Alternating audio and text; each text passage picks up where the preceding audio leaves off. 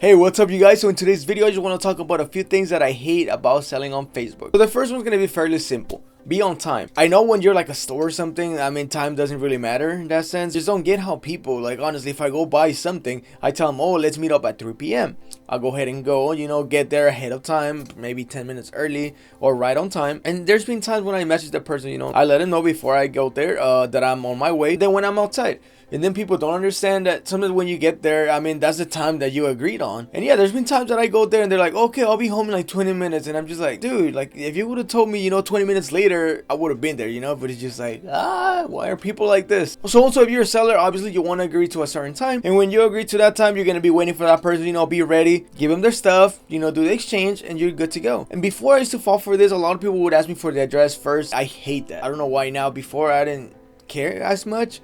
But now there's been so many times when someone asked me for the address before they even ask questions. And okay, I get it, you want to see how far it is. But before, I used to give them my address and then they'll be okay. They'll be like, oh, okay, I'll go later. And later, you would expect that person to tell you a time, not to just randomly show up at your house, which happened to me like 2 years ago. I was selling some rims and some person, I guess, decided to come like at 11 p.m. And I'm just like, dude, that's not a time to show up. I was just showering, getting ready to sleep. And I'm just like, dude, just wait, like another day. I don't like doing transactions at night, and plus 11 p.m. That's not really a time to be selling stuff or whatever. Just don't be like that, bruh. So next one is lowballing. This one I have really mixed thoughts on, because there's a lot of people that don't have money, obviously, and they offer you less, which to a certain extent it's okay. I mean, there's nothing wrong with that, but there's also people that just want to be assholes. I don't take it personal, but when people tell you a price, and then you agree to it, it's great. You're expecting that person to show up, you agree to $50, so you're gonna give them the 50 and I'm gonna sell you my stuff.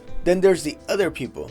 You agree to a price, they show up, and then they want to give you less for no reason, or they just randomly don't have money, or they just didn't get money out of the bank and stuff like that. And you're like, how is that my fault? Or it's just, man, I kind of dealt with this morning, and I'm just like, I guess, frustrated. So here I have some messages from some guy. This morning, I posted this dash cam that I have. It's brand new. I didn't even install it or anything. So what I went ahead and did is I posted this camera. I didn't need it no more because I ended up buying a better one. And the camera was $100. And then I put it for 65. I thought it was a reasonable price. And then this guy, right away tells me, oh, what's your lowest price or whatever. Yeah, I told him, I'm flexible on price. I would accept any reasonable offers, which I feel is like a good answer. And the guy is like 50, which I'm like, yeah, let's just get rid of it. So I said 50, right? And then in the morning I messaged him. I was like, oh, just want to make sure that you saw everything, how it comes, and this and that. And I also told him you need an SD card, because a lot of people think, like the SD cards are included with cameras, which they're hardly ever included. But yeah, I just told him that. And he's like, oh, you're missing 3M tape, which is like the cameras mount with 3M tape. And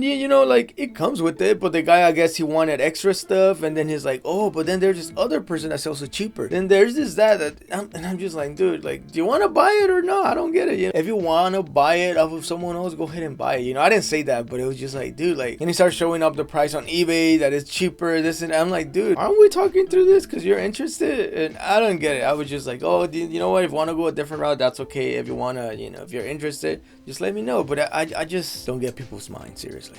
The last one's gonna be dealer with resellers. And I get it, but there's times when obviously I'm reselling something, so I have to make a profit. But if you want to also make a profit, that's your fault, not my fault. So it just kind of makes me like frustrated, just like knowing that people want to always lower it more. There's times when people, that if you're driving, they try to come up with excuse that, oh, I'm driving like from 40 miles away or something, so lower it more. And how is that my fault? Like when you go to the store, you don't tell the store, hey, Walmart, bring it over because I'm coming from 15 minutes away or something. Like that makes no sense. I just don't understand how people's mind works sometimes. Buy online and get premium pricing if you want to pay it like that or whatever. So I guess that was just a little rant that I wanted to tell you guys about, because I dealt with it this morning. So I'm just like, still getting my anger out. Just kidding. I don't have anger issues. But that's it. Thank you all for watching, and you all have a nice day.